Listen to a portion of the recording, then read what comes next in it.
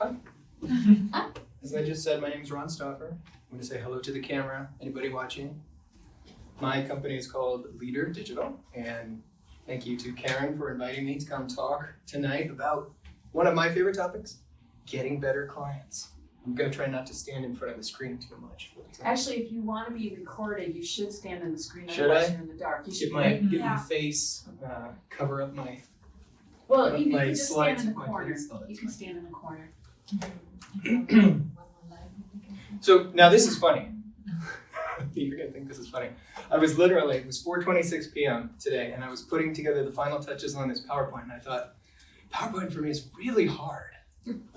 I wish I knew somebody who could help me put together a PowerPoint presentation who does that for a living. And then I felt really silly because that's what Cindy does. And not only that, she's the one who got me in touch with Karen, who got me in touch with this group. Aww. So I'm sorry, Cindy. That's okay. I It's a totally small forgot. world. Because I don't do PowerPoint, which is probably why you do what you do. Because most people who are creative professionals for a living, they don't spend their whole lives doing PowerPoint, but you do. So people like me should hire people like you. So a little bit about me. Again, my name is Ron Stauffer. My company is called Leader Digital, and I do websites, marketing, and accessibility. We won't talk about accessibility today, but that's it's about half what I do these days, consulting for making websites accessible to assistive technology, screen readers, braille keyboards, things like that. But mostly building websites, designing websites, developing, hosting, all things digital. A lot of internet marketing. So I just tell people all things digital, and that's a nice umbrella term. I've been in business for 12 years. I started my company in March of this year. It will have been 12 years ago. And I've kind of floated in and out of self-employment. I was, my slide here says an accidental entrepreneur. I got laid off in 2008, and I thought, well, 2008 or 2009, but it was right there during the recession. I was working in building, the real estate industry for a home builder, and I got laid off because everybody was laying everybody off. And I thought, well, I don't want to look for another job in this industry because nobody's hiring. So let me just take my marketing and internet skills and go out on the open market and see what happens. So I did. And then a couple times throughout that period, I've had clients give me job offers, and I've accepted them. That lasted for a couple months, and then I thought, okay, I don't really like this. I'm going to go back to full-time self-employment. So here I am now. But I've always, in and out of self-employment for 12 years, but I've always had monthly paying clients ever since 2008. And I've learned a lot in the process, quite a bit. And I would say it's all street smarts. I never went to business school.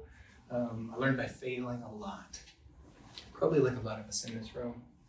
And this is a note to myself. I was invited by Karen, and I should have hired Cindy to help me with this. So Cindy, please don't judge my presentation too much.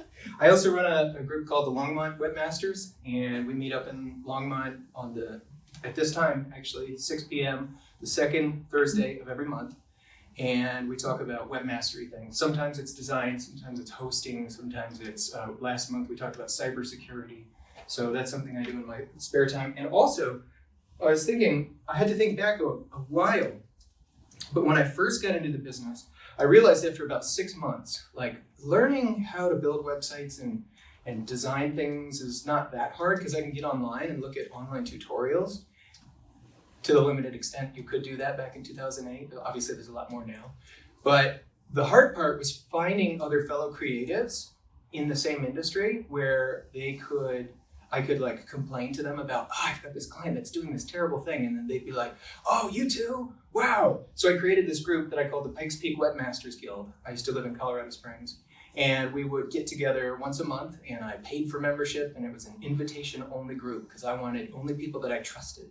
And we talked about everything. We talked about the good, the bad, the ugly. We talked about, you gave a proposal to that shop owner? I did too. Oh, boy, am I glad that you got stuck with that client and not me. We started noticing things like bad clients, if they get a proposal from you and they don't hire you, they're going to go find somebody else. And then eventually, if you start to get in the mix of your local network enough, you'll start to say, oh, I did work for that guy and he didn't pay me.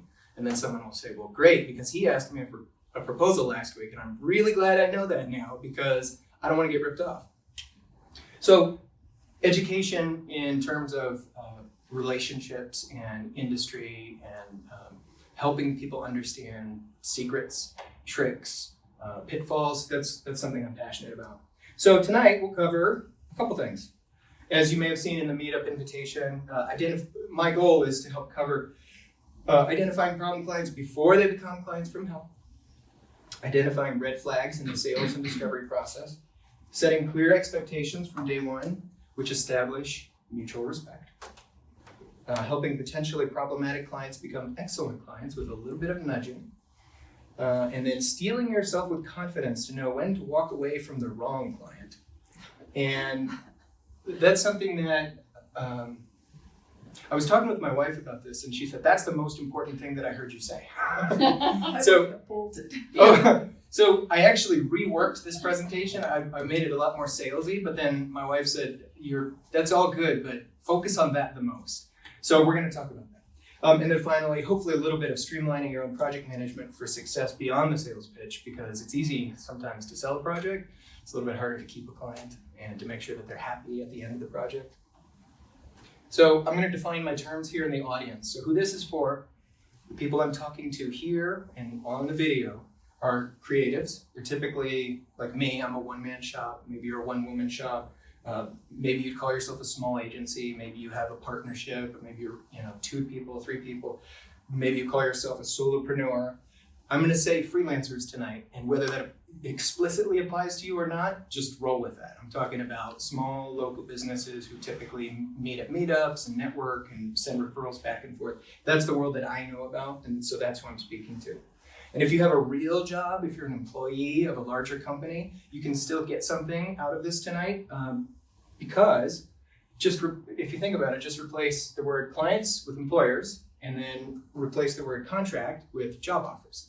Because when you're out on the open job market looking for a job and interviewing with employers, that's very much the same kind of scorpion dance, that we have in the small business world, where I'm not sure that I trust you, and you can hurt me and I can hurt you, and we're deciding, do we like each other? If you've ever YouTube like scorpion dance, they do this dance, which is really dangerous, and before they decide to mate, it's a mating dance, but they're deciding, should I kill you first?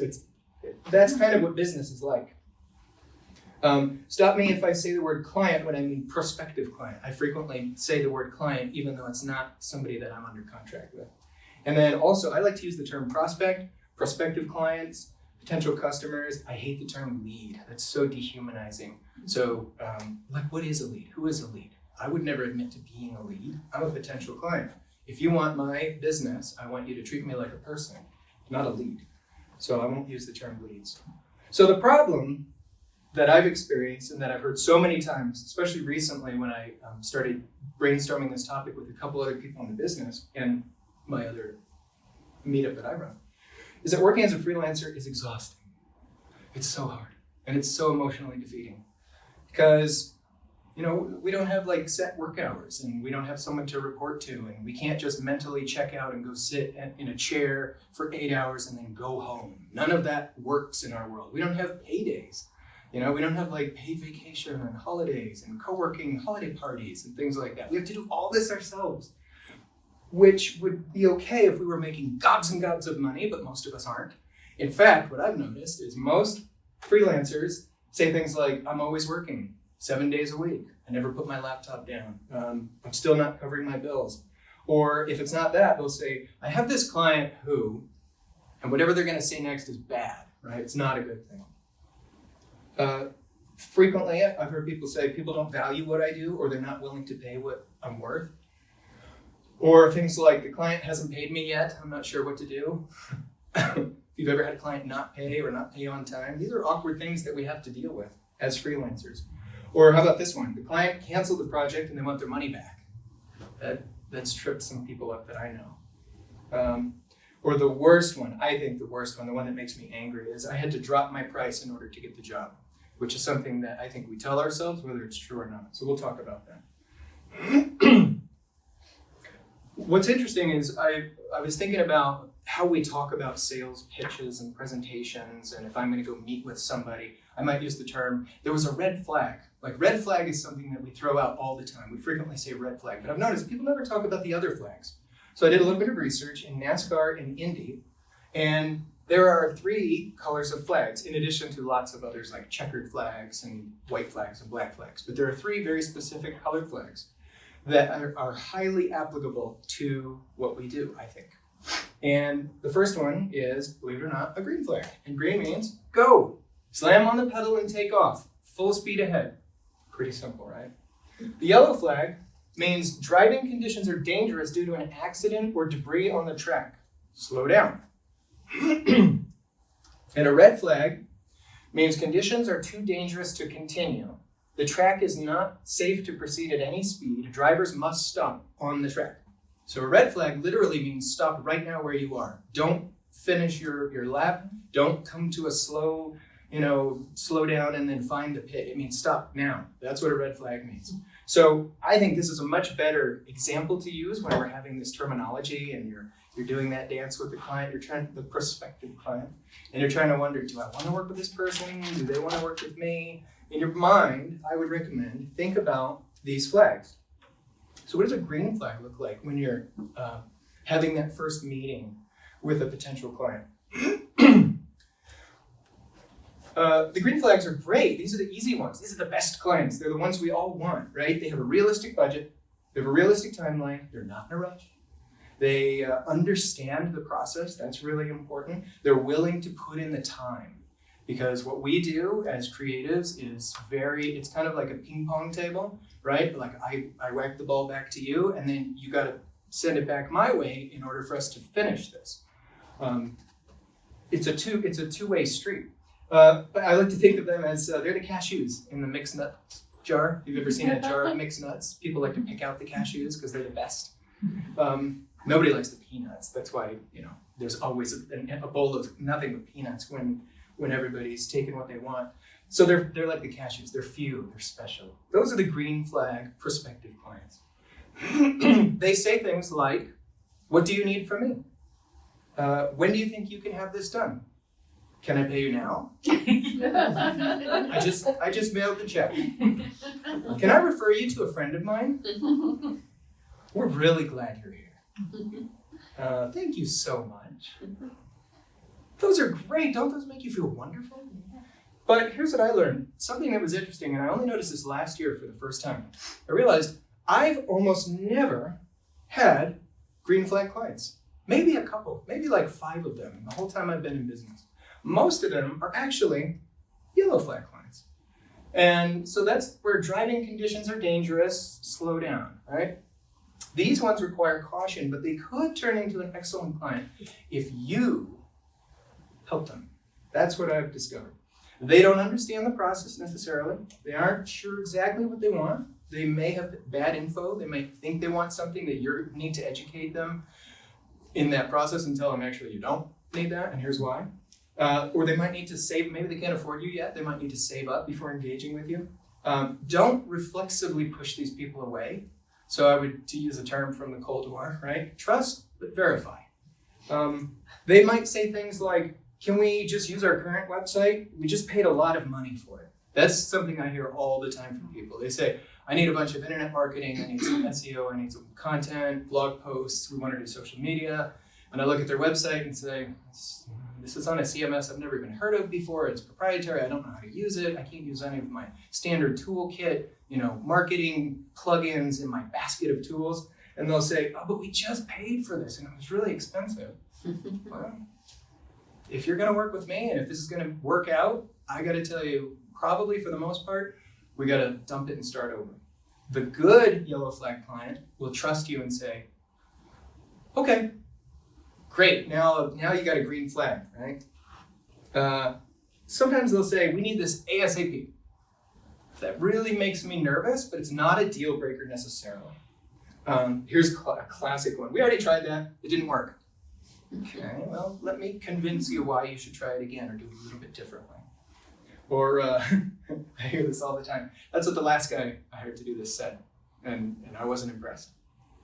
Okay, so you're judging me and my performance based on what may have happened in the past. All right. Can you work with my cousin on this? Maybe, depends. I've had people ask that, and Depending, I might, maybe. Sounds good to me, but I need to talk to my business partners first. Depending on how that plays out, that could be fantastic or it could be a disaster. So again, don't just push these people away immediately. They need some coaxing, they need a little bit of helping, and unfortunately, or fortunately, however you choose to see it, the person whose job that is you as the creative. The red flag. This is one everybody knows about. Conditions are too dangerous to continue. The track is not safe to proceed at any speed. Drivers must stop on the track. These are the ones that we can already identify, and we almost always do ahead of time. We're almost never surprised, I think, at the end of a job that went bad. We almost never say, but everything went so great until, usually we can look back and say, yeah, I know, I said yes, I should have said no. So we convince ourselves that we see these red flags during our sales process, and we convince ourselves that we can get over it, we can work it out. You can't, you won't. You'll regret it. These people say things like, well, they don't say this, but this is about them. They're just shopping for 3 proposals to compare, maybe for their boss. Boss says like, hey, get 3 quotes, and then we'll use that to determine how much we should budget for this project. I do not want to throw my proposal in the ring with 3 other, to be one of 3. I don't know about you. This isn't a priority for them. They could take it or leave it. They're not really serious. But that's a red flag. Or the opposite, they're in a rush. Especially they're in a rush because they weren't prepared and they've been stalling. And now they're down to the wire and they're going to put all of that pressure on you, even though it's not your fault. They've obviously never done this before, or they don't understand what it takes. And they don't respect the process. They don't respect their to-dos, as I was saying, that 2-way, ping pong table. And they don't respect project dates. Like, if I give you I say my deliverable is going to be on March 1st. If they're sending you an email on February 20th saying, where is it? Wow, that's a pretty bad sign. Like, it's not due yet. Why are you harassing me for this? Another red flag is they want you to fix someone else's mess quickly, or they're looking for someone else to blame when it turns out they're stuck in a trap. I've had a couple of those that made my life pretty miserable for a few days. So here's some quotes here's where I've started listening very carefully when I meet with people. And by the way, most of the time I've noticed when they're really bad potential clients, or they become really bad clients of mine, and I look back and say, that was a disaster, I almost always knew ahead of time. And usually it wasn't something they told me directly. It was a little throwaway comment that they just said like in passing. Like, well, if that doesn't work out, I can always just ... And I think back like, you know what? He warned me. He didn't know that he was giving me this clue, but I should have paid attention to that clue. Here's one that I just can't stand. I'm a very picky, creative, opinionated person. I know what I like. Wow, to me, that usually means they're going to pick apart everything I do because they feel they know better. That drives me nuts. Thanks for the proof, or comp, or whatever you call it. Let me see what my wife thinks, or let me see what my mother thinks, or something like that. Once they start bringing family's opinions into your project, it gets incredibly awkward. I didn't used to think this was a red flag. I used to think this was an awesome opportunity for me to earn business. But I've learned when people say things like, I'm just having the darndest time finding someone who can, and then they describe something that I do and it sounds reasonable. At first I thought, wow, there must be so many bad web people out there. Yes, that's partially true, but also there are bad clients out there who just burn through a lot of good designers or freelancers, and I'm their next victim. I could do it myself, I just don't have the time. I hate when people say that. It's so insulting. No, you couldn't do it yourself, or we wouldn't be talking. We have a small budget. Think of the exposure you'll get. We have a big subscriber base. We have lots of fans. If you volunteer or if you discount your rate, we'll announce your name at the such and such, and there's going to be 1,000 people there. Yeah, that's not good. We need this done yesterday. This is different than we need it done as soon as possible. I've noticed the people who say as soon as possible, you can at least say, okay, what does as soon as possible mean? And do you have any hard deadlines? Is there a trade show that begins on July 1st? Like, come hell or high water, that event is happening on the 1st of July. So we have to be done with this then? Or are you just like in the mood to get it done quickly? So people who typically use, superlative, rhetorical language, like we need it done last week, those are the ones that I found are really tricky. You got to be careful because their expectations are not realistic. Can you train my son to do it? Wow. And by the way, the answer to that for me is no. No, I'm not going to train somebody else who you're not even paying to do what I would do for free. And that's insulting to imply that I would. Or maybe I would, but I'd charge you $1,000 an hour. Then it's a win-win. Of course, they're not going to pay that. I don't like it, but I don't know why. Now, if you're all designers, you probably hear this more than I do. Something like, I'm just not thrilled with this sheen or this color, or I don't like the such and such. And then you ask why, and they say, I don't know. I don't know. It's like the people who say, can you just make it pop? Like, I don't know what to do with that. So a couple more here. Can you send me the files and I'll do it myself? I've had more than one person ask me that. Can I come to your office and watch?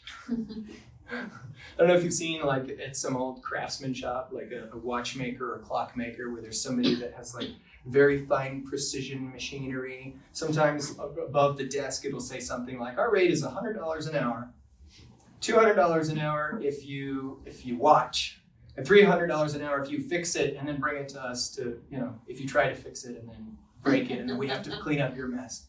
But I love that. The point there is, no, I'm not going to let you watch over my shoulder. That's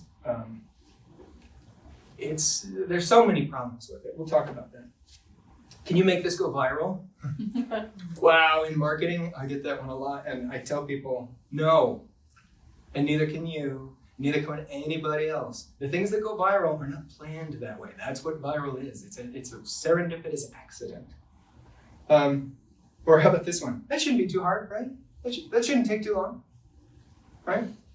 And they're like goading you into agreeing with them. Like that's reasonable of me to say that this shouldn't be too hard. Yeah, those are red flags. So we want to avoid bad clients before they become clients from hell. If you've ever visited this website or read the book or followed their Twitter account, Clients from Hell is hilarious. It's also sad. It'll make you want to like drink a lot of beer and then cry into your beer because you still say things like, oh, I had one of those. Oh, yes, I've said this before. Clients from Hell are just, they're bad, but here's why. They don't listen. But in my opinion, the people that I would classify on my list, I actually brought a list, not that I would share it, but if I needed specific examples, I do have a list of my clients from hell. They're people who don't listen. Sometimes they aren't polite in their communication. They're not nice on the phone. They're not nice in their emails. They don't respect you, or your profession, or the skills you bring to the table. I've seen that a lot where when I look at projects that go bad, the underlying foundational problem is that they just don't respect me. They treat you like a peon or a slave rather than a talented professional. They think they know better than you, or they want to tell you how to do it. They want to use you as a tool to get what they want, like a hammer or a saw. It's like they're viewing you as, I know what needs to be done. I just need the right tool to do what needs to be done. But that's not how this works. We're creative people who are hired for our skills, and we need to work with people who value that. Or they assume that you exist to serve them. They think you should drop everything and focus on them when they call or email. I'll give you an example of one client from hell. He called me 7:30 in the morning on Thanksgiving morning, and he said, can you come down to my office? 7:30 a.m. Thanksgiving morning. I ignored his call, and I listened to the voicemail later. And then he called me the next day, and he said, you're really hard to get a hold of. Wow, I do not want to work with you anymore. Sorry, this is not good. They contact you at inappropriate times of the day or days of the week or Thanksgiving morning. They make you feel bad about how much you charge, even if they actually pay your bill. I had one client, and he was a guy that I liked as a person, but he was a terrible client because he'd pay me and he'd do it like this. He'd be like, okay, all right, okay, here's your check. And it was almost like we're getting in a tug of war, like he was reluctant to even let me have the check that he just printed.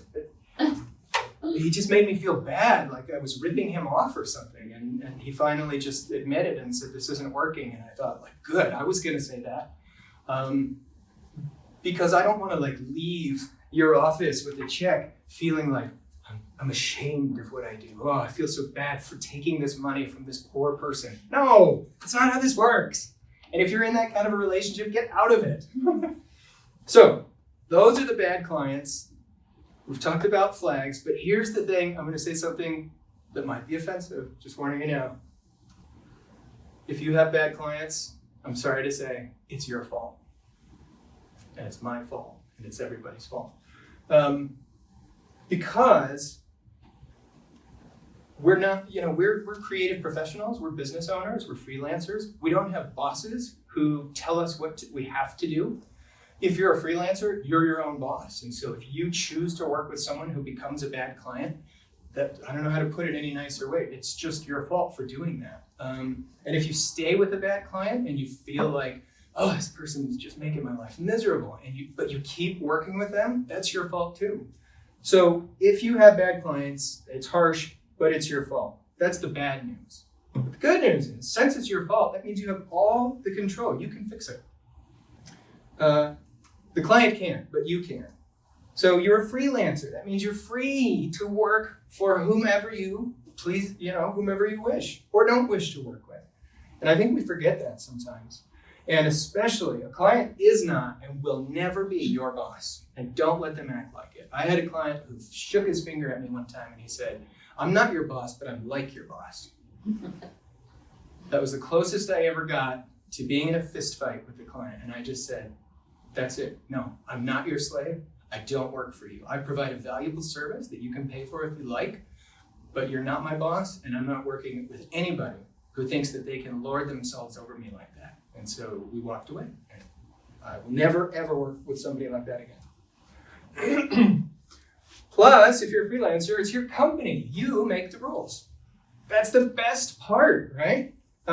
You can insist that people follow the rules that you create, but here's the thing. Again, pointing it back to ourselves, that only works if you do as well. If you create all these rules about here's how I'm going to run my business and you don't follow them, it's not going to help, right?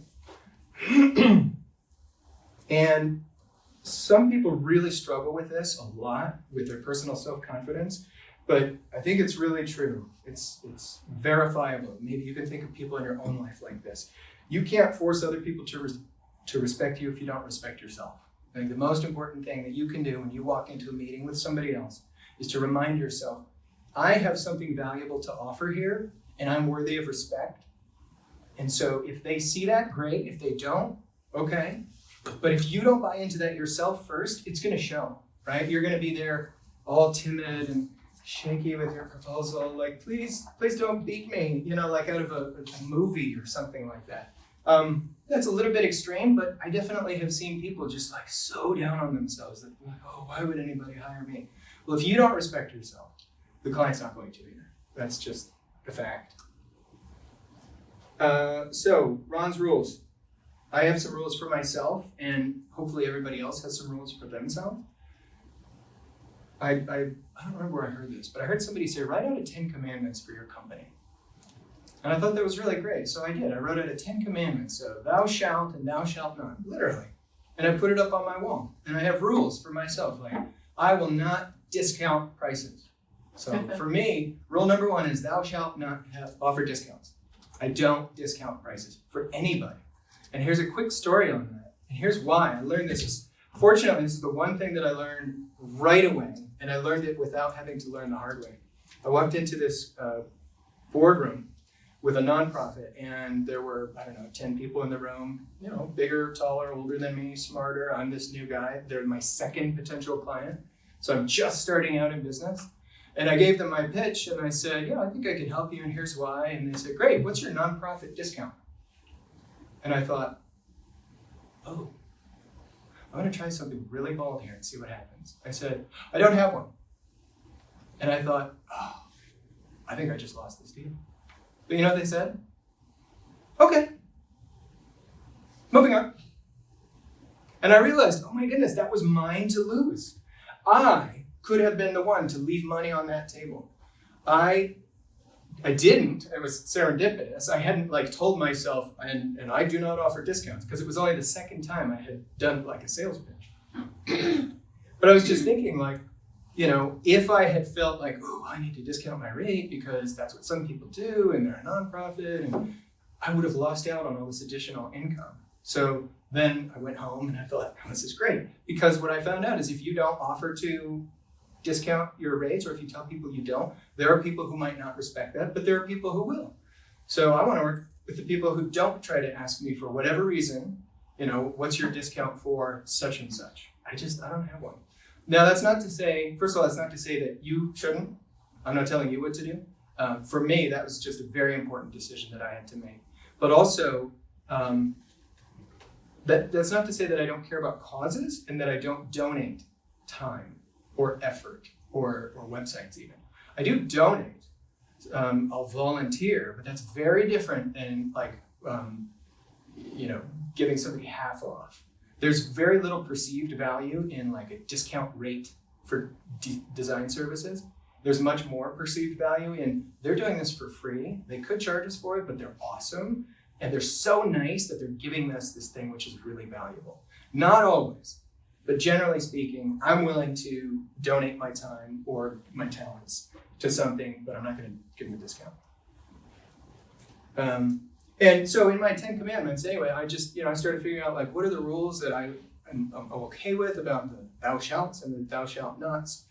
And part of the reason for that is I need to know before I go in front of people, what am I willing to do and what am I not willing to do?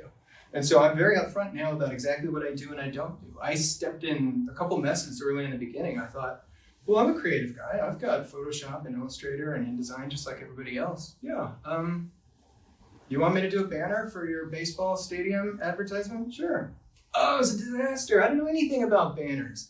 I don't know about spot checking colors on vinyl and UV coating and fading and tear resistance and stuff like that. So everything turned out okay, but like I just realized this is something that I do not understand and I don't want to understand. So no, I'm not going to help you with your bumper sticker or your decal for your water bottles or business cards or brochures.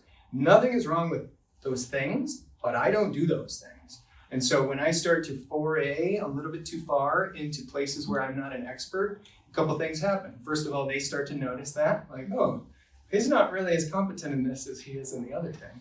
And then also, it makes me a lot less confident. And so I start, feeling like I'm not good at what I do. I stop respecting myself. So for me, I'm upfront about what I do and what I don't do. And I don't apologize. I don't say I'm sorry.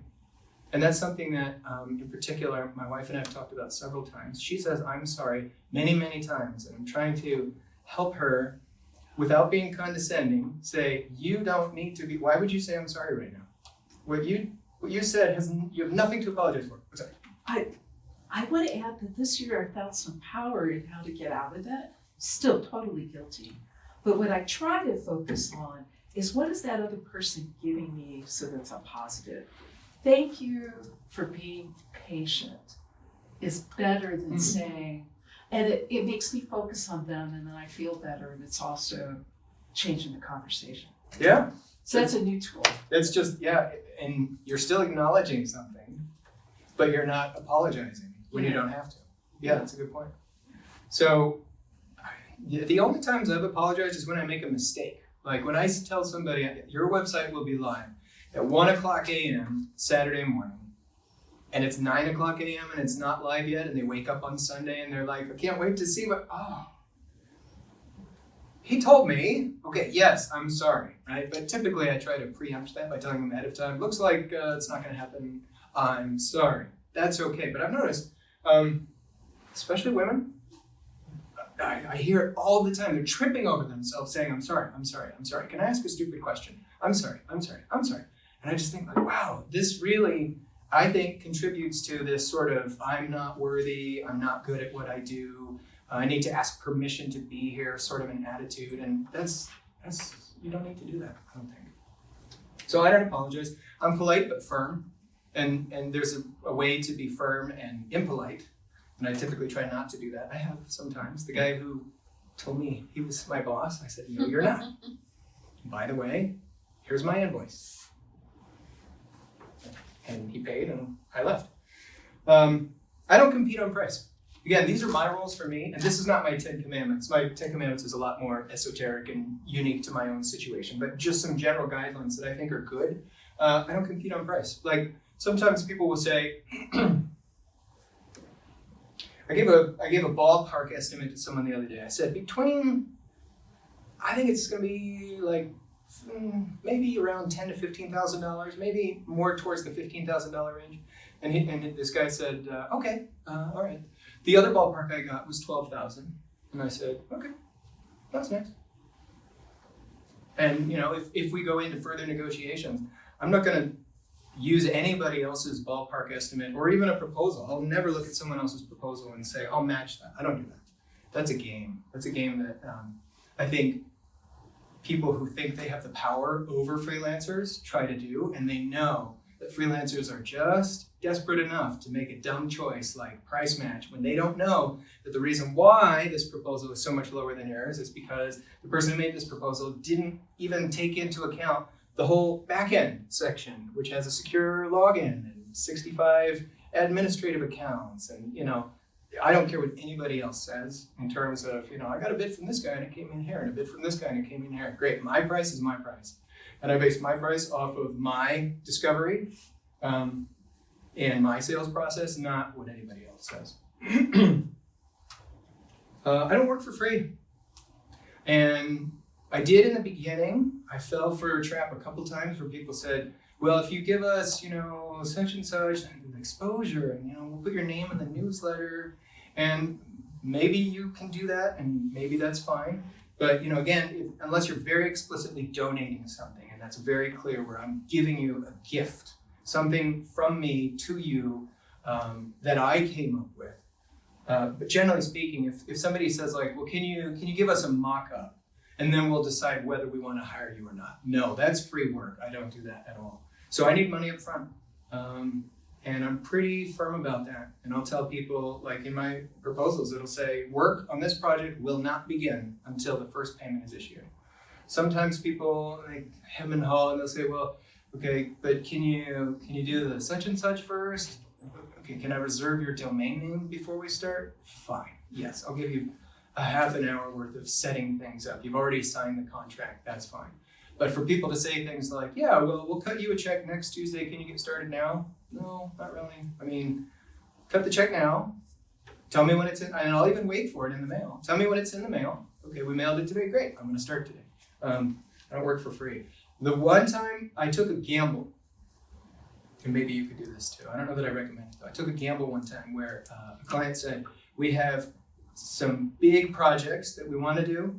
We need to prove the concept of this consulting that you're offering because we've never done it before. It was an accessibility project, and they said, we're just barely trying to wrap our minds around how this works. Can you give us like a light version of what you normally do for free? And I said, yes, I will. And I was gambling. I was telling myself, I need to do this only if I'm okay with never being paid in the future, and that promise for future business never happens. It paid off really well, and they've called me a third time now for some of the biggest projects I've been a part of for this scope of work that I'm doing. So in that case, it worked out really well. But for the most part, no, avoid free work and don't apologize for that. Don't say I'm sorry. Pre-qualify. You can read, who was it? Ralph Waldo Emerson, who says simplify. Well, Ron Stauffer says pre-qualify. And I'm going to go with my philosophy better than his because I've proven this. Don't take bad clients on, because every minute that you waste with a bad client is a minute that you're taking away from a potentially good client. And it depends on how desperate you are. If you're like I was when I got laid off, I had no clients at all, right? It was like, wow, will you be my client, please? Anybody? Like friends, family. I'll do it for almost free. Like I just need one piece to put in my portfolio and say, I've done this one thing. Please, anybody, give me something. So when you're first starting out, maybe you have to do that. But once you get to the point where you're confident that this is the service that I offer, and I have people who pay me for it, and they like me, and there are probably more people out there like that, the more you work with people like that, the less those other people are going to be, the less attractive they're going to be. You know, the people who say, well, I need to think about it, I'll get back to you, I'm not sure, let me ask my partner, what's your discount? So it's all about pre-qualifying. Get everything in writing. Everybody in this room knows this, and everybody in this room, I'm not even going to ask, I promise you, we've all done work without putting things in writing. Me too.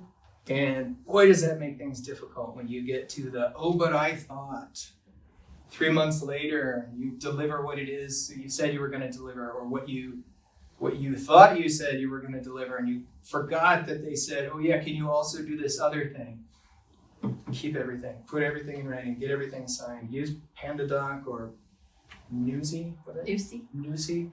Use something like that. Even use QuickBooks. Like if you send out a proposal or an estimate, just put all of it, in the bullet point section on the memo section, whatever, and then get them to sign it, or at least at a minimum. What I've done in a pinch with jobs that are like urgent is I'll say, here's my proposal to you. If you approve this, write back in the email, I approve. Great, it's in writing. That will, I'm not an attorney, but I'm pretty sure that will stand up in a court of law where you are saying, here is my proposal to you, and the client is saying, yes, I approve the proposal that is attached to this email. Yeah, that's pretty solid. I already mentioned this, but I don't offer discounts. I don't offer refunds. And this is something that I think goes with the I'm sorry sort of sense of insecurity. I've talked to a couple people recently, especially, well, I built this website and the client didn't like it, so they want their money back. Or it's not what they thought, and so they want some of their money back. Or they're changing their business model, so they don't really need this anymore, so they want their money back. I am all with you on up until the point you say, and they want their money back. Like I've done prospective, work for clients that don't even have a business yet, and they just never launch it for whatever reason. Great. I am never giving them their money back. That's their problem, not mine.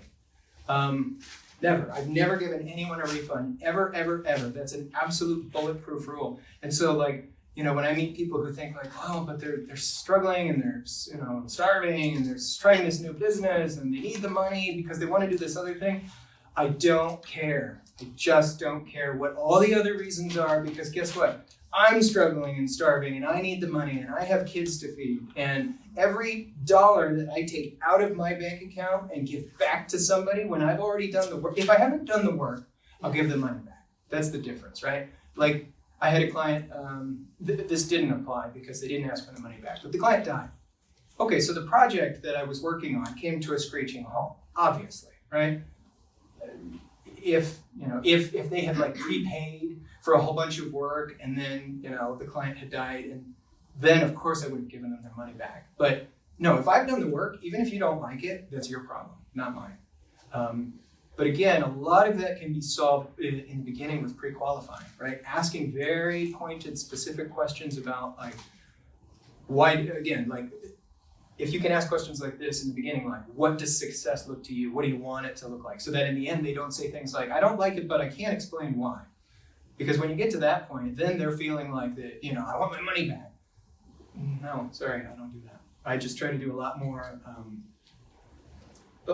pre-qualification up front and figure out if this is going to be a person that's that picky to where they're going to ask for a refund because the Pantones on the print banner don't match the logo exactly online. I don't have time for clients that are that picky. Maybe you do because you know all about well, of course, this is CMYK and this is RGB and hex colors and print spot checks and stuff. I don't know any of that stuff. So I'm not comfortable getting in an arguing match with somebody who's going to dictate a little tit for tat. Well, but you didn't do this and you did do that. Just don't work with those people, right? So some encouragement for you, and this goes back to, I think, the part where the encouragement, I think, is the foundational part where why do we take on bad clients? Because we have insecurities. So I would encourage you for a couple things, stop apologizing. Again, just stop. I know that's hard. I know it's hard. I feel tempted sometimes. I feel like the socially acceptable thing for me to do would be to apologize. And I try really hard not to. Sometimes I do, but typically I'll try to say something else that's a bummer that this turned out that way, but what can we do now? But when you say, I'm sorry, or I apologize, you're admitting fault. And if it's not your fault, don't own that. Don't accept that. All right, raise your prices. Now, everybody, all of you, I highly recommend, if you could please take anything home from this, raise your prices right now. I don't even need to ask what your prices are. Whatever you charge, they're too low, raise them. Even if you raise them $7 an hour, or $10 or $11.50 above what you charge now, just do it. Raise your prices now and raise your prices every single year. And when at the beginning of the year, and let your clients know, I'm raising my prices next year on January 1st. Give them a couple months notice, because that'll do a couple things. A, it will make them respect you more, like, wow, look at that. That's somebody who's like proud of the work that they do. It will make them realize, wow, okay, well, what they do is important, obviously, because they feel like they can charge this. It will also make them think like, oh, great, I want to do a whole bunch of work with you right before you do this in January. So let's talk in November, because I got a bunch of things to work on. But just the number one piece of advice that I can give, especially starting people, like people who are really starting out like I was 12 years ago. And some of you may have been, doing this for a lot longer than I have. But even so, I mean, like you look at the trajectory of pricing, and sometimes I'll meet people who've been in business for 20 years, and they're charging the same rates that they were 20 years ago. Like everyone else on earth has raised their prices. McDonald's has, rent has gone up, gasoline, it's kind of, gone back down, but gasoline prices are up. Everything is up. Why would you not raise your prices? So that's a really good exercise, I think, in confidence and encouragement for yourself. Because when you get to the point where, here's another great example. Down at CU, I have a client there, and she said, she runs one of the departments, and she said, well, we've got this tricky website that's built in such and such, and the guy who built it left, and we're trying to find somebody else who can take it over and be the webmaster. We need some development done on it. We need some fixes. It's a little bit broken. Not a huge amount of work, a little bit of work.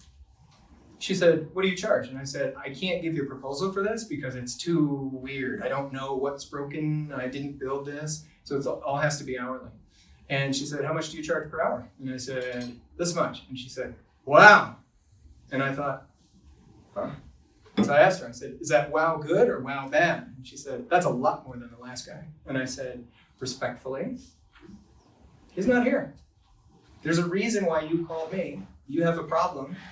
I can do this for you. I know I can do this for you, and here's my price.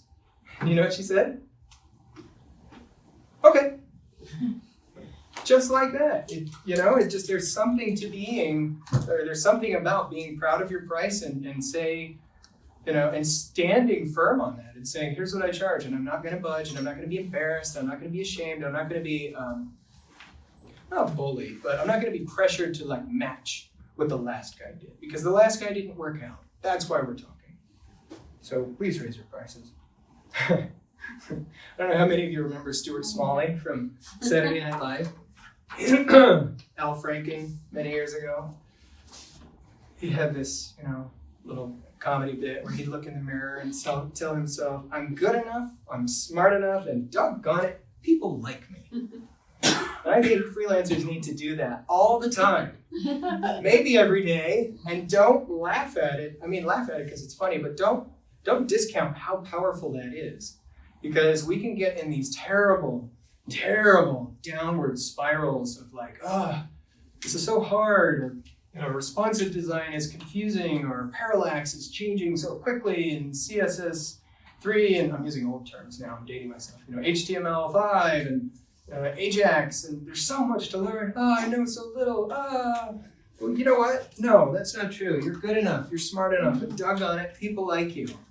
And if you don't believe it, just think about the clients that you have who pay you right now. Think about that.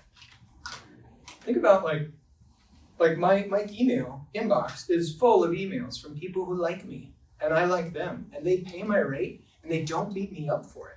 So they clearly think I'm good enough. They like me, at least enough to have a professional relationship, and I'm smart enough. And everybody here is, by nature, I know it, by nature of the fact that here's what you are doing. You're here, you're at a meetup for free, right? You're not getting paid for this. You're doing this because you care about what you do. You're doing this because you have an interest in what you do. You're a professional who seeks to make yourself better on a regular basis. That means you are good enough and you're smart enough. And doggone it, people like you. And if they don't, go meet a whole bunch of other people in your industry and you'll realize, oh, I do that too. Oh, I do that too. Or even better, there have been a couple of times where I've been in a group full of people and I think like, wow, these guys are talking about something that I've never experienced before. And I've never had clients say that. I've never had that kind of a problem with a client. Interesting. Maybe I'm doing a little bit better with my client than this guy is.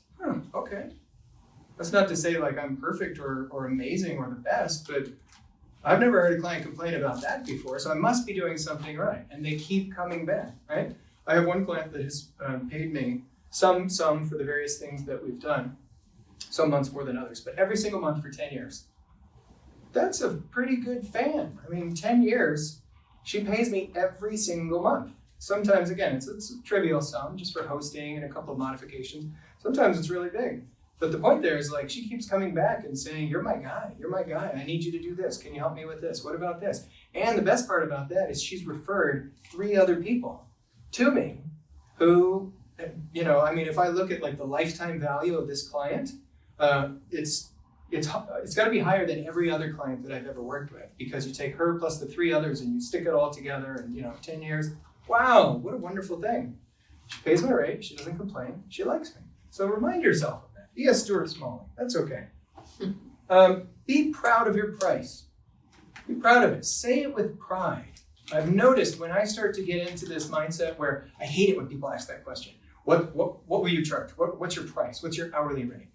Because I don't know, it depends. If I'm doing a project-based thing, I can't really give you a definitive answer right this minute on the spot. I gotta know more. What are we doing? Am I doing all of this? What's the scope? How long is it gonna take? How much of a pain are you gonna be? I definitely build in, pain in the butt factor, absolutely, when I consider some people and I think like, okay, this is not gonna be a client from hell, but I'm gonna listen to a bunch of really long phone calls because they can't stop yakking and they're gonna change their mind a couple times. Guess what? I'm throwing on a premium for that.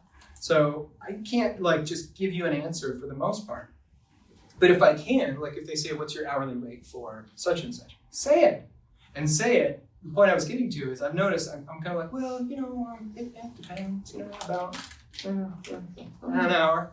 And no one's going to bite with that, right? That sounds terrible. But when you say, the gal I was talking about just a couple minutes ago, here's my price. And then just shut up and see what happens. The results are so much better. Because people respect that. So be proud of your price. Yes? Do you ever recommend saying, what is your budget? Like if someone says, what's your price? You say, well, what's your budget? And I can tell you what I can do for that. I'm trying to think of if I've ever done that. Do you recommend doing that? I don't know, because I've never done that. I think the closest I've ever come to is I'll say there are a couple different ways to do what you're doing. We could do a $2,000 version, an $8,000 version, and a $20,000 version. Which version are you thinking you're closer towards? And they're pretty open about that, and I think they tend to be honest about that. But I think the reason why I don't ask people what's your budget is because most people I think are going to lie. They're afraid. They don't want to tell you that their budget is $8,000 and then see that your proposal says $7,995. Yeah. Right? So I don't know. Personally, I don't. Could you? Yeah, maybe. I just wondered how that sounds. Sometimes that's the only way I know how to say that in a moment without feeling that pressure. I would typically, I think maybe the problem with that is what you don't want to tell them is I can solve your problem no matter what your budget is, because maybe you can't, right? So typically, again, I would try to talk about scope, phases. That's one thing that I've worked with price project objections a lot, which is, okay, we have grand dreams. We want to do all this and membership and subscriptions and online shipping and taxes and blah, blah, blah. And then I say things like, okay, what I just heard you say is returns, logistics, warehouses, inventory, taxes, shipping rates, processing fees. It's very complicated what you just said. You don't know it, but what you just said was really complicated. Can we start with something smaller than that? How about we have a one product and that's it, like with e-commerce. That's how I do that, e-commerce people. Well, we want to offer this, and then I'll say like, okay, but how many colors do you have? And you find out like how many SKUs. They've got like 97 SKUs, but they don't have the budget to build an e-commerce site that can handle all of that.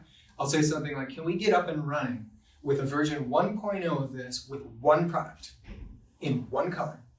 And it's a take it or leave it sort of a price. And then typically, if you kind of chunk it, I guess that's what I'm getting at, which is if you can't afford $9,000 because that's what it costs, can you afford $3,500 to get something up in the next 2 months? And then we could talk again afterwards. So I don't exactly know how to answer that because my approach has just been different. And then also the other thing I've noticed is if you get people in the habit of paying you, they're probably not going to go with somebody else. So even if you can't give them everything that they want, you're getting some money from them and you're giving them something, and now they're learning about you and they're liking you, and then sometimes then it just comes down to like, yeah, well, we got the budget approved for phase 2, so let's talk. And it's like, yes. But when people ask you what do you charge and you don't even know, I hate that question. I know, I do too, but that's a I don't yellow. even know what they mean. Exactly, but you could say that. That's a yellow flag. Oh. Which is, what do you charge for what? What exactly are you saying, what do you charge for? What are we talking about? Are you talking about, a Drupal website with defense, Department of Defense level security against hackers and HIPAA security and violations and fines if you don't keep all your data perfectly online? Or are you talking about just like a mom and pop shop that's doing coffee and basically they just need like a brochure site with their menu and directions and stuff? So there's the ping pong, right? That's where it takes two to have this dance. What do you charge? It depends. Charge for what? What exactly do you want? And so that's where my sales process is full of questions, and I'm just trying to think of who originally asked about it. But basically, I have a questionnaire, which I'm happy to share with all of you, that I ask every single client before I work with them. And the reason why I do that is I have it both online, and if they refuse to do it online, or if they can't, or they're not savvy enough, or whatever, I'll ask them those questions in person, and then I'll type in the answers for them, or over the phone. And then I'll hit submit. So basically, I'm filling out the form for them, but it has 31 questions about scope and size and success and timeline and all those questions. And I basically tell them, I can't give you a price until you answer for me all these questions. And part of what that does is it pre-qualifies the bad ones. Like if they can't be bothered to answer a question like, how many SKUs are you going to have in your online shopping cart? Like if they haven't thought far enough ahead to do that, they're going to be a pain when it comes to actually putting that in place because they have to do that work. I can't do that work. That's their job, right? They're the ones who know their product and their inventory and that sort of thing. So if they're just looking at me like, well, you're the guy that I just hire and you just make it all happen. No, I don't want to work with someone like that. So intentionally, my questionnaire is really long so that it makes the people who are just like, well, what's your ballpark cost? And then they get to like question 17 and they're like, wow, it's a lot of info. I don't feel like filling this out. Great, I don't want to work with you. And I'm not trying to be a jerk about that, but these are questions that we have to have answers to before we start working together. Anyway, so we might as well have the answers to those questions before we even get to final price. Maybe ballpark is a better way. Like I said, like $2,000 ballpark, $8,000, $20,000 ballpark, somewhere in this range. I don't know if that helps, but that's kind of where I approach it. How do you charge for the hours that takes, or do you just add it into the hour that what takes? that answering the questionnaire, or are you filling it out when you're on the phone with them? Oh, I just say that's overhead. Mm. It's just overhead. It's like me right here, right now. I'm not getting paid for this, and that's perfectly fine because I'm making relationships. It'll pay off eventually someday.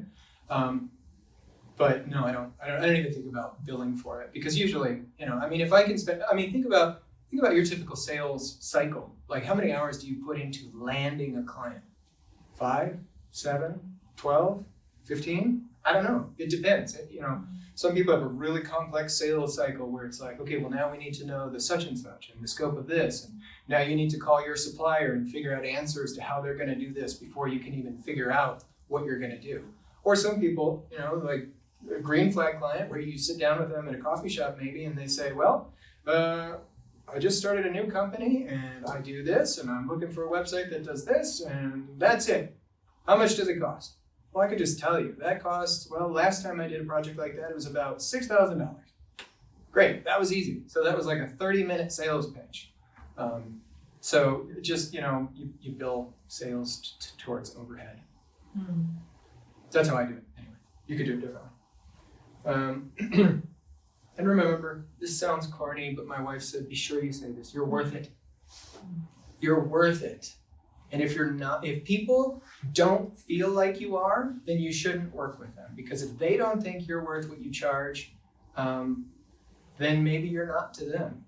And if that's the case, maybe you shouldn't be working for them. Because you want to work with people who feel like you are a worthwhile investment. So if I'm belaboring this point, I think it's just because so much of the problems that I see freelancers struggle with is, I'm not worth it. I should discount my price. They'll never go for that. They can't afford this. I shouldn't even offer this such and such because they don't want it.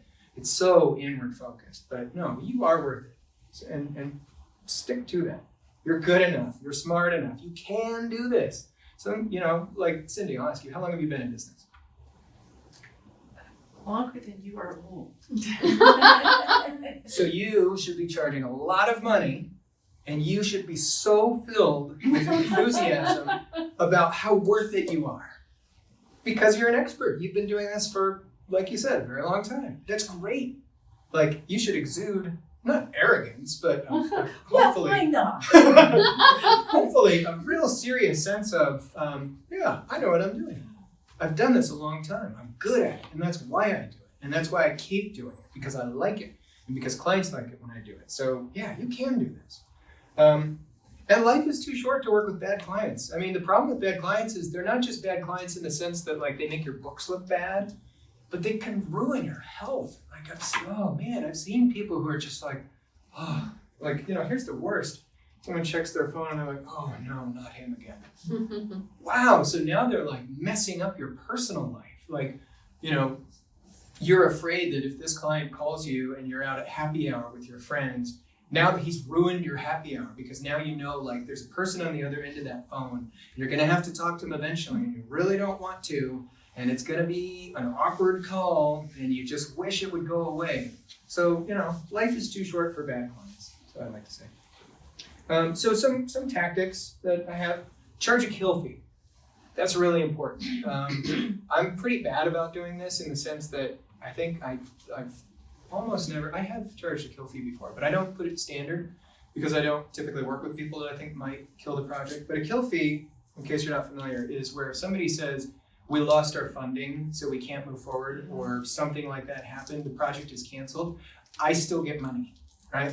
It's not my problem that you wanted me to build this thing. A kill fee means, the project is not completed.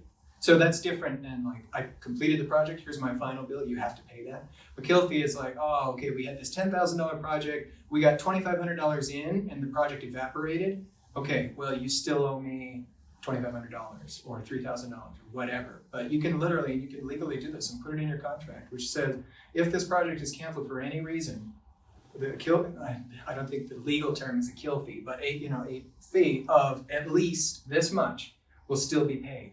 Because I'm not going to spend all this time like trying to work on your project for you to say, oh, the project died, and now you, Mr. Freelancer, have to suffer along with me. That's not right. It's just the same thing as like, if you have to fire some employees, because your business is struggling or the industry is struggling, most companies, like, they give them severance pay or unemployment or something like that. They don't just kick them out the door and say, have a nice life. Even if they're struggling really financially, there's a safety net in there. So we don't have that safety net as freelancers. So build one in, add a kill fee. Trust your first impressions. Again, so many times I've looked at a project that went wrong and I thought, when I met him that first time, he said a weird thing that I didn't understand. Or he's talked about he was really picky or such and such like that. I had a client from hell, one of the few people that just decided, you know what, I just don't want to pay your bill. Literally, like there was no good reason for it. He felt like he had a good reason. His reason was, I just don't like the website you've built.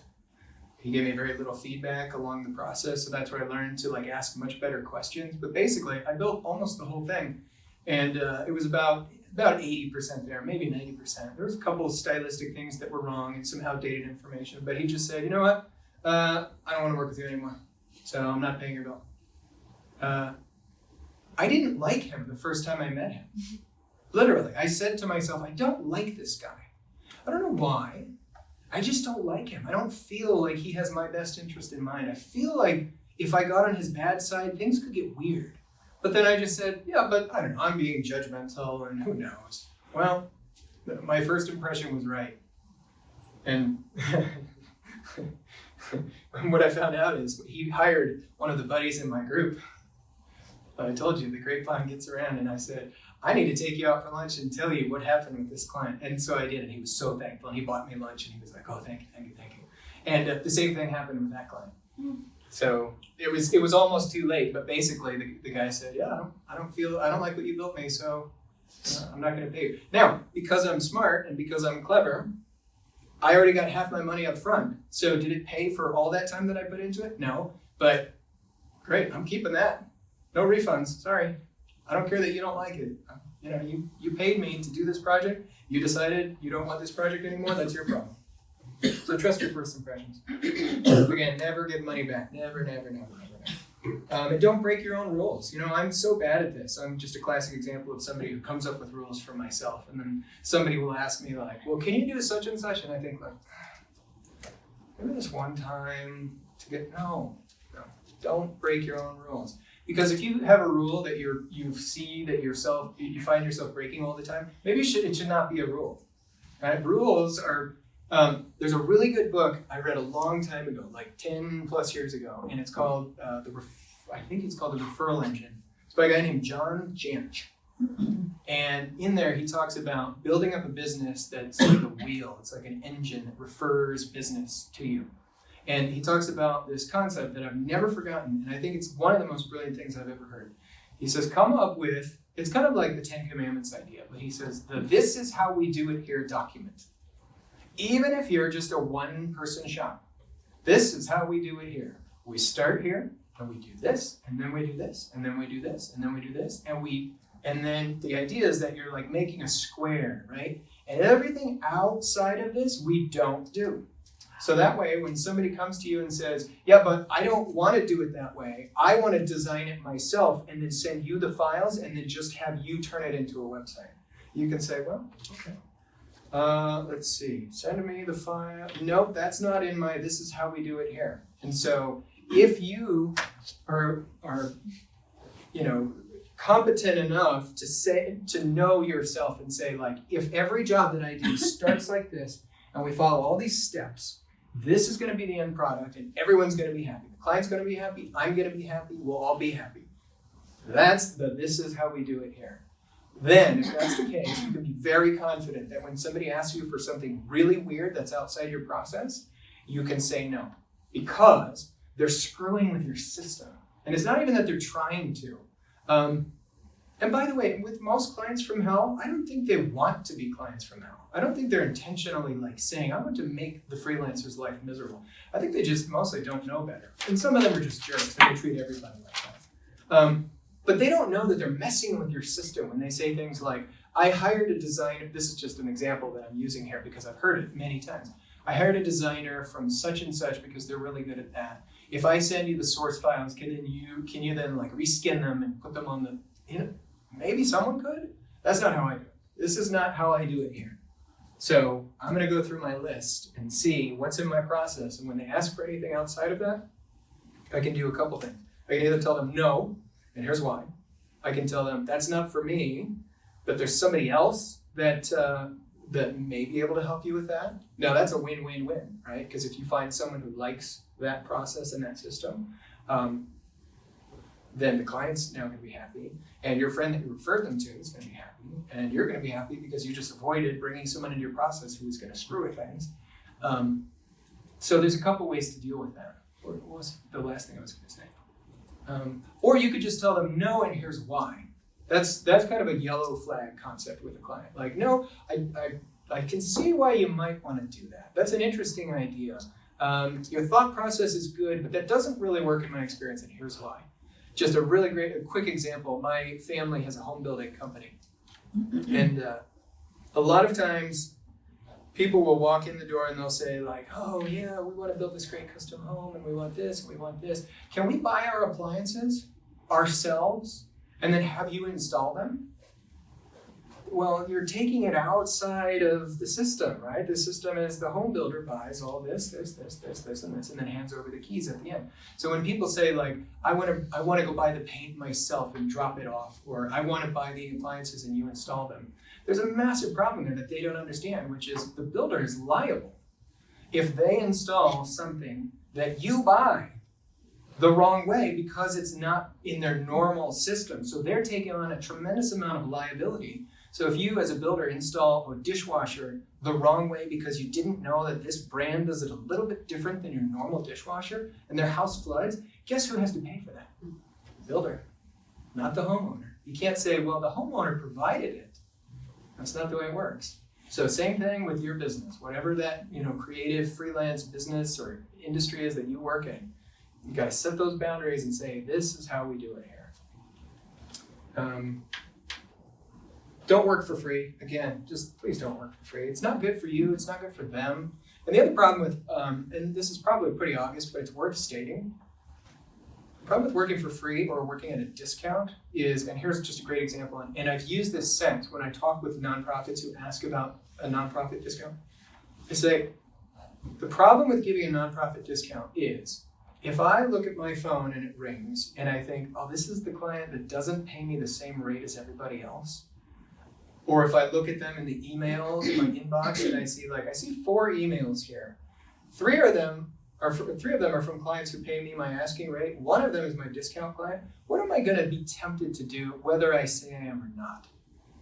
I'm going to ignore the cheap one and put everybody else in front of them because that makes financial sense, right? Whether you're intentionally saying, oh, well, they pay less than everybody else, so I can prioritize the other people. You might not say that, but you're probably going to think it. So same thing with working for free. Embrace the power of no. No is my favorite word. If I write a book someday, it's going to be called The Power of No. Because no is a far more empowering word than yes, I think, especially in an industry like this, where you feel obligated to work with people and say, yes, I can do that. Yes, I can do that. No, I've discovered the best word you can learn in this business is no. I don't do that. I won't do that. I don't work that way. I won't match the price of the last guy, or I won't work outside my framework. Don't be afraid to say no. No is not offensive. If you're not offensive, saying no is not offensive. There are nice ways to do that, right? Stand your ground. Again, I've noticed the best results I have is when I have an idea and somebody pushes back, I just kind of say, well, this is my rate. And it's really awkward there for 10 or 15 seconds sometimes. Because you're thinking I wonder what they're thinking. I wonder if they're not going to want to work with me. But I've just found the more that you're proud and you say, here's what I do. And you don't even have to be insulting and say, take it or leave it. You don't have to do that. But that's the implication, right? Which is, this is what I do, this is how I can do it. And this is what I charge. And then just wait. And it's awkward. But if you just stand still and, see what happens, typically I've found people are pretty respectful. And be willing to walk away. Again, I just think of people that I know who've gotten into really bad projects and they took it on because they felt bad for the client, or it was a friend of a friend, or it was their mom's friend from quilting club or something like that. Those are such bad jobs because now you hate the client and the client hates you, and now your mom is upset at you because you screwed up your opportunity to help the quilting club person. But your mom doesn't know, I was trying to do you a favor by taking on the quilting club lady and she only had $350. I was doing this to help her. Well, guess what? It didn't help anybody and now everybody's upset and nobody wins. So walk away, right? Don't be afraid to walk away. Here's another tactic. This is great. This is like with the kill fee. Have you ever seen, what's that movie, Good Will Hunting, I think? Where Matt Damon is the genius, you know, and like the government agency wants to hire him. And then he sends his friend in and he says, retainer, retainer. I don't know if you've seen that scene, but basically this guy is a super math whiz genius, but he doesn't know the value of how smart he is. And so he sends his buddy to go negotiate with this government agency that wants to hire him. And he says, I gotta work for a retainer. And it's this funny, iconic scene where he's being like totally ridiculous. But his point was like, you wanna hire me? I want money, now, cash. And so these government agents are like, I've got $72. It's silly, but that's a really important point. Get a retainer, right? If you want me to work for you, give me some money. Even if we don't know exactly what it is yet, give me some money so that I can feel like you're a real client. If we're talking about like a $10,000 project, I'm not going to start. Well. So there's a couple things. There's a retainer and then there's paid discovery, which are kind of the same thing, right? So here's just a great example. I had a client that said, we built this website and the functionality, the most important part of the functionality of it is broken. It doesn't work. Can you tell us whether we can redesign it and fix it, or do we need to start over? And I said, I cannot tell you that, but if you pay me hourly for 8 hours, I will, and up front, you gotta pay me now, I will look into it. And guess what? They did. And then at the end of that 8 hours, and it took, I think almost all the 8 hours, they said, what's your recommendation? And I said, we need to start over, and here's my proposal. So in a way, you could think like, oh, that's offensive. That's like adding insult to injury. You took their money and then told them that they have to pay you lots more money. But actually, the honest truth is, no, that was the best outcome that could possibly be, because I wasn't angry that I had to put in 8 hours to figure out what was wrong with their system. I gave them a definitive answer. No, you can't save money by using this. Yes, you need to start over. And now that I've seen what you were trying to accomplish, here's exactly how much it's going to cost to do it the right way. So you get a retainer up front. You get money up front now so that you're not upset that you're spending 1 hour, 2 hours, 3 hours, 5 hours to get to giving them that proposal. That's one of the most effective tools I've ever seen, is when somebody says, how much will this cost? And you say, I don't know, but if you don't say it like this, but if you pay me on an hourly basis, I will spend time doing research to find out exactly how much I think it will cost. And a reasonable person could look at that and say, well, nobody else said that, but that sounds like the proposal I'm going to get from this is going to be a lot more detailed and a lot more thoughtful and thorough than the other people who haven't seen the system yet, right? So meet my friend retainer. He's your best friend. Ask a lot of questions, so many questions. Again, my questionnaire has 31 questions. Yours could have a lot more. But the point is, you want to know, at the end of the project, what is success? What would you call success? And I literally ask clients that. Let's say 1 year from now, when this project is done, tell me what success looks like to you. If they say something ridiculous like, well, we want to sell $6 million worth of products by then, okay, well, if I think that's ridiculous, I know now. Okay, now I know what their expectations are. Does that match up with reality? It might, or it might not. But now I know, rather than getting a year in and them saying, boy, this really isn't what we wanted. This is not what we were hoping for. But I don't know why. Clients are not going to tell you that. You have to pull that out of them. Ask a lot of questions. Set clear expectations from day one. This is so important. Be very explicit with the who, the what, the why, the how, the when. So if, and I tell people, I'm allergic to the word somebody. Because this is classic. I'll ask questions like, when this website is launched, because that's what I do. When this website is launched, it has a blog section. Are you going to want blog posts? Yes. Great. Who's going to write those? Oh, we'll have somebody do that on our site. Somebody who? Who is this somebody? I need a name. You can't just say I'm going to have somebody do that, because you know what's going to happen for the most part? Either they're going to assign it to somebody who doesn't want to do that, or they're just never going to do it. So like if you're kind of like arm wrestling them to not BS you about anything. So then you can find out at the end of that process, like, wow, my proposal is rock solid because it includes blog posts, and I know they want that because they told me that they don't actually have anybody who can do that in-house. They can't just say we'll have somebody do that. I don't accept somebody. I say like who right now. Like another thing I ask is right now, this very minute, if your website went down, who would you call? What's their name? I'll say like, it's the IT guy. Like, what's his name? Dave something. Okay, great. Now that helps me a little bit. But the fact that you don't know his name tells me you have no idea what you would do if your website went down right now. That's part of my sales pitch, which is, if I build your website, you call me as soon as it goes down. I'll answer it. You never have to ask, who do I call? Because I'm a one-stop shop. So setting those expectations is really, really, really important. And then, deliverable dates. When do we need to go live by? Well, like I said before with the trade show example, if you have a trade show on July 1st, okay, that's a pretty hard deadline. If they're saying like, well, we want to have it done by Valentine's Day. I'll ask, why? Why Valentine's Day? Oh, just it feels like it should take about that long. Okay, that's not a good enough reason. So, just in closing, go forth and conquer. Get better clients, make more money, have more fun.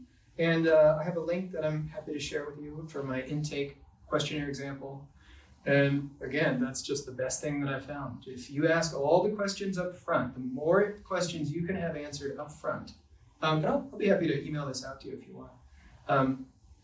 There's no surprises at the end, right? The end goal that you and I and we and everybody in life want is if I engage you for your services, you want me to pay you for your services, and you want me to be happy to pay you for your services, and you want to be happy to work with me, and at the end of the project, we want to be able to say, that was good, and I'm glad I did that, and I would do it again, right? So that's the ultimate goal, and the more you can kind of set these sorts of things in place and answer these questions ahead of time, the fewer surprises there are at the end. And I'll just give you one last quick parting thought. Again, using my family business as an example. I was a marketing manager, the company that laid me off. I was a marketing manager, and one of my jobs was collecting photos of our homes as they were being built, as we had these groundbreakings, and as we had something that I implemented as the marketing guy, because I thought it was really important, is at the very end of every job, we had what I call a key ceremony, where we hand over the keys and we make a big deal about it. Some people think it's corny, but 20 years from now, they'll look back at these pictures and be so glad they have them.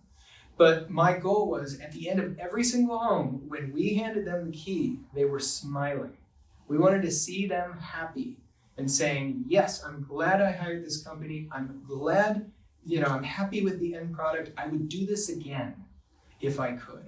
I would hire this company all over again. That was a really good measure of success. And we had a client who found us online, looked at the blog posts, contacted us, and ended up hiring us to build the house. And I asked him, why did you pick us? And he said, well, I'm an architect, and I know the building industry. And I thought, when I looked at your blog posts, I thought, look at all those happy homeowners. They're done building their house, and they're still happy with their builder. They don't want to kill him.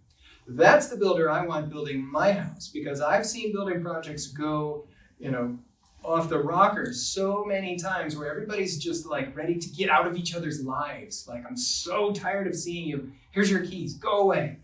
That was his experience. And he said, the fact that I saw all these smiling people holding champagne and posing with their families and holding keys and crying because they're so excited, I want that. So that's what I aspire to in my business, where everybody does that at the end of a project, and I think the same would be said for you. So that's all I got. Thanks for listening. Thank you.